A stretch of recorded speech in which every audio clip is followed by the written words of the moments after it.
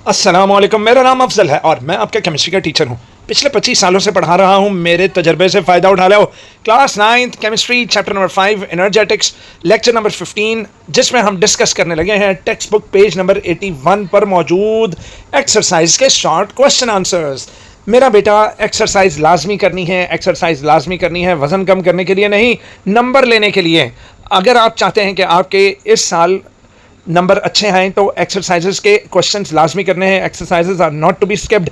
Remember, जब books नहीं होती हैं तो एग्जामिनर्स की ज़्यादातर कोशिश होती है कि वो जो हैं वो क्वेश्चंस एक्सरसाइज से दे दें, ताकि बच्चे गिला ना करें कि जनाब नई किताब थी, 5 साल पेपर भी नहीं थे तो इन्होंने हमें टफ टाइम दे दिया। Got it? तो वो फिर बाद में वो कह सकते हैं कि भाई फेल आप अपनी वजह से हुए हो, एक्सरसाइज छोड़ोगे तो फेल ही होगे ना। तो जनाब एक्सरसाइज लाजमी करनी है, ठीक है। लें जी, आज का क्वेश्चन 1 है, What is the difference between enthalpy and enthalpy change? कहता है enthalpy and enthalpy change का इन दोनों में डिफरेंस क्या है। तो याद रखें बेटा, किसी भी केमिकल के अंदर मॉलिक्यूल्स में मौजूद हीट कंटेंट, मतलब हीट की मिकदार, वो कहलाती है एंथैल्पी। तो एंथैल्पी की डेफिनेशन करोगे, enthalpy is denoted by H and it is the total heat content of the system. तो सिस्टम के अंदर टोटल हीट कंटेंट जो ना के खारिज हुई ना अंदर एब्जॉर्ब हुई, बस हीट कंटेंट जो कि अंदर फिक्स है, अंदर पड़ी हुई है, वो ना बाहर निकाल रहे हैं ना मजीद एब्जॉर्ब कर रहे हैं, तो अंदर मौजूद जो उसका फिक्स हीट कंटेंट है उसको क्या बोलेंगे? एंथैल्पी। जबकि बेटा एंथैल्पी चेंज क्या है? It is the difference between the enthalpy of the products and enthalpy of the reactants. याद रखें बेटा, रिएक्टेंट्स के पुराने बॉन्ड्स टूटेंगे तो नए बॉन्ड्स बनेंगे ना प्रोडक्ट्स के। तो रिएक्टेंट्स कुछ और केमिकल्स हैं, प्रोडक्ट्स कुछ और केमिकल्स हैं। चूँकि केमिकल्स डिफरेंट हैं तो डिफरेंट एंथैल्पीज़ होंगी। तो यही एंथैल्पी की चेंज अगर हम निकाल लें, मतलब प्रोडक्ट्स और रिएक्टेंट्स की एनर्जीज़ का, उनके अंदर की एंथैल्पी का डिफरेंस निकाल लें, तो वो कहलाएगा एंथैल्पी चेंज। तो जनाब आली, enthalpy change is the difference between the enthalpy of the products and reactants during a reaction. कहता है why is breaking of bond an endothermic process? कहता है जनाब बॉन्ड का टूटना एंडोथर्मिक क्यों है? और भैया breaking of a bond requires energy. भाईजान एक बना बनाया बॉन्ड तोड़ना है तो उसके लिए एनर्जी तो चाहिए ना जी। तो energy to overcome the attractive forces between the atoms. तो एटम्स के दरमियान अट्रैक्टिव फोर्सेस को तोड़ने के लिए एनर्जी को हाई होना होगा। So energy is absorbed from the surroundings making it an endothermic process. तो लुब्बे लुबाब ये निकला कि किसी भी मॉलिक्यूल को तोड़ना है तो उसके अंदर की बॉन्ड को तोड़ने के लिए एनर्जी लगती है। उस एनर्जी के एब्जॉर्ब होने पर वो वाला रिएक्शन ओवरऑल क्या हो जाता है? एंडोथर्मिक प्रोसेस, ठीक है। नेक्स्ट आया depict the transition state for the following reaction. ले मेरा बच्चा, अच्छा याद रखो, पाकिस्तानियों के नंबर इसलिए नहीं आते क्योंकि वो बेचारे घर पंजाबी बोल रहे हैं, अकेडमियाँ तो स्कूलों वो उर्दू बोलते हैं, और उर्दू के और पढ़ते जो हैं दे रीड इन इंग्लिश, वो इंग्लिश में पढ़ते हैं बेचारे। तो घर पंजाबी, स्कूलों के कॉलेजों के जनाब उर्दू तो पढ़ाई लिखाई अंग्रेजी। तो अब डिपिक्ट का मतलब याद रखें, डिपिक्ट का मतलब है ड्रॉ करना। डिपिक्ट का मतलब है ड्रॉ करना। कहता है ड्रॉ करें transition state for the following reaction. Depict का मतलब ड्रॉ करना, शो करना। कहते हैं शो करें भाई, तो H2 + Cl2 gives to HCl। मेरा बच्चा थोड़ा सा आपको याद दहानी करा दे। The transition state is high energy unstable arrangement of the atoms at the point of maximum energy along the reaction path. कहता है कि रिएक्शन का जो रास्ता है, रिएक्शन के रास्ते का वो मुकाम जिसमें रिएक्टेंट्स के अंदरूनी बॉन्ड्स टूट जाएं और रिएक्टेंट्स अपनी एटमी हालत में चला जाए। यानी कि H2 जो है वो 2 अदद H बना दे, Cl2 जो है वो 2 अदद Cl बना दे, और फिर वो आमने सामने आ जाए, एक H दूसरे Cl के सामने और दूसरा H दूसरे Cl के सामने आ जाए और बॉन्ड बनाने लगें। तो उस दरमियानी रास्ते को रिएक्शन पाथ के, मतलब रिएक्शन के रास्ते के उस मुकाम को ट्रांजिशन स्टेट कहेंगे, ट्रांजिशन हालत कहेंगे। तो जनाब it shows the partial bond breaking and forming. चलिए आइए भाई डिपिक्शन फॉर्म यानी कि टेक्स्ट फॉर्म में कर देते हैं आपको।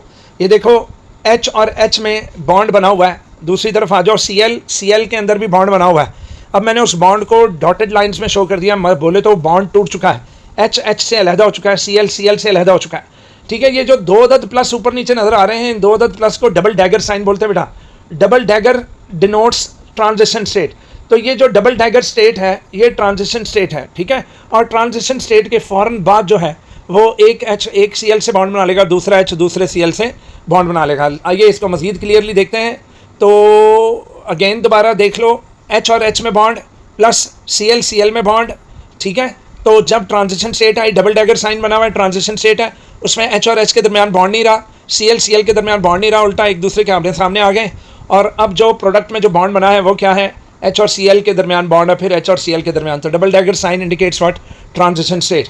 इन the transition state H H अलग हो गया, Cl Cl अलग हो गया। डबल डैगर का मतलब the hydrogen hydrogen bond is partially breaking, chlorine chlorine bond is partially breaking, जबकि two new HCl bonds are partially forming and the double dagger denotes what, the transition state। ठीक हो गया।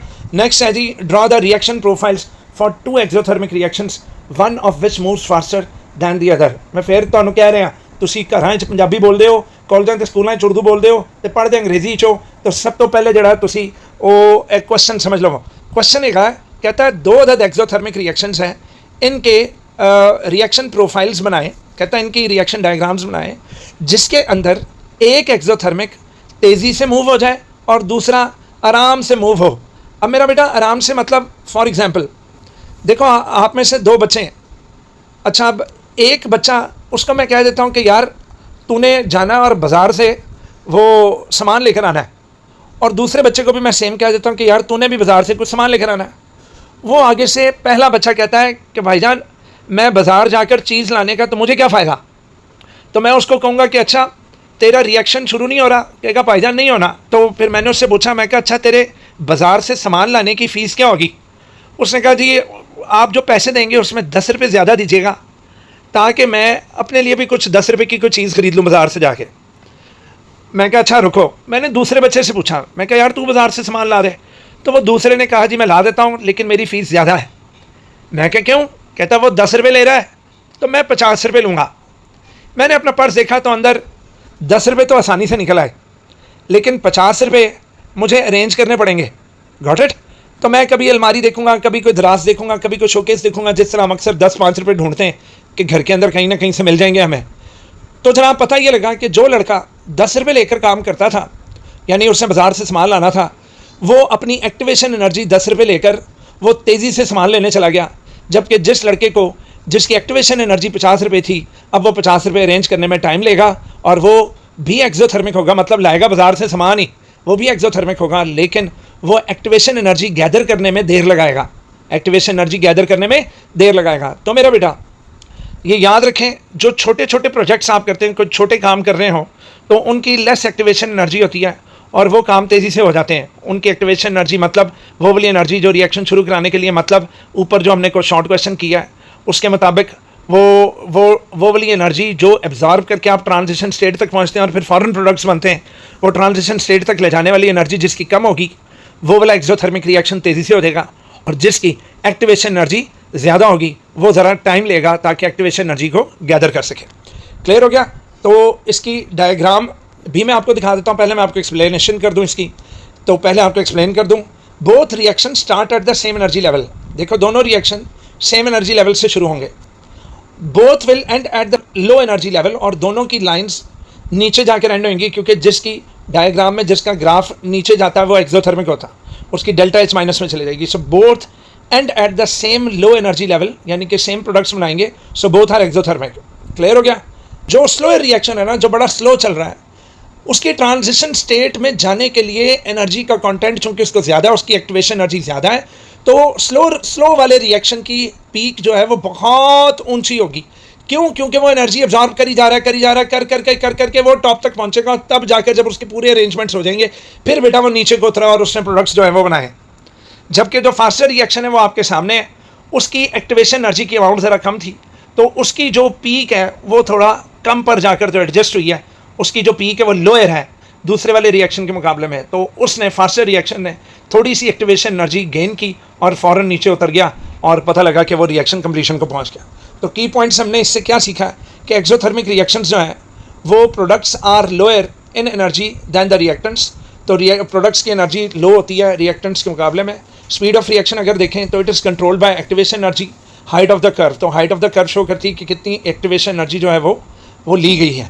तो lower activation energy जिसकी होगी वो faster react करेगा और हायर एक्टिवेशन एनर्जी जो होगी वो स्लोअर रिएक्ट करेगा। Got it. ये बात याद रखिएगा क्योंकि उसको एनर्जी का इंतजाम करना है। कि एक चुया थी, वो चुया भी प्रेग्नेंट हो गई और हथनी भी प्रेग्नेंट हो गई।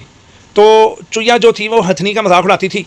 वो कहती है कि देखो तुम्हारा तो पेट भी नहीं बड़ा हो रहा और मेरा देखो मेरा कितनी तेज़ी से बड़ा हो रहा है, और जहाँ हथनी तू तो फारिग है। फिर उसने कहा कि वो देख, फिर उसने हथनी को मेणा दिया, उसने कहा ये देख मेरे तो बच्चे तैयार भी हो गए, और तैयार होकर ये देख मैंने 5-6 बच्चों को जन्म भी दे दिया, ओ जा तेरा तो पता भी नहीं लग रहा, ना पेट बढ़ा ना कुछ हो रहा है, पूरा मंथ गुजर गया। तो हथनी ने उसको जवाब दिया कि जनाब ये हाथी का बच्चा पैदा हो रहा है, और हाथी का बच्चा पैदा होने में 32 महीने लगते हैं, और जब मेरा बच्चा पैदा होगा ना और जिस दिन ज़मीन पर जाकर गिरेगा वो, तो उस दिन ज़मीन कांपेगी, क्योंकि पता लगेगा कि औलाद पैदा हुई, एक बड़ा प्रोजेक्ट बाहर आया। तो मेरा बेटा ये याद रखें, जो बड़े प्रोजेक्ट्स होते हैं दे टेक टाइम। अगर ज़िंदगी में कभी आपको वक्त ज़्यादा लग रहा हो और आप कोशिश कर रहे हो लेकिन हो नहीं पा रही चीज़, तो याद रखें बेटा बिग प्रोजेक्ट्स टेक टाइम, जबकि जो छोटे प्रोजेक्ट्स होते हैं उनकी एक्टिवेशन एनर्जी कम होती है और वो फास्टर हो जाते हैं, जबकि बिग प्रोजेक्ट्स की चूँकि एक्टिवेशन एनर्जी ज़्यादा होती है तो वो एक्टिवेशन एनर्जी को करेंगे एब्जॉर्ब, तो तब जाकर ट्रांजिशन स्टेट आएगी और वो अपने प्रोडक्ट्स बनाएंगे। डन। लास्ट है जी question, what is the role of glycogen in our body. कहता है ग्लाइकोजन का बॉडी में क्या रोल है। तो जनाब glycogen is the stored form of glucose. ये बात याद रखें, जब भी मैं कोई कार्बोहाइड्रेट खाऊंगा, कार्बोहाइड्रेट की डाइजेशन करके उसको ग्लूकोज में तोड़ दिया जाएगा और फिर वो ग्लूकोज ग्लाइकोजन की शक्ल में मेरे जिगर में या मेरे मसल्स में स्टोर की जाएगी। So it provides energy when blood sugar levels are low. और ये ग्लाइकोजन फिर काम आती है जब हमारे ब्लड में शुगर की लेवल ड्रॉप होते हैं, तो लिवर और मसल्स अपनी ग्लाइकोजन छोड़ देते हैं ताकि जो है वो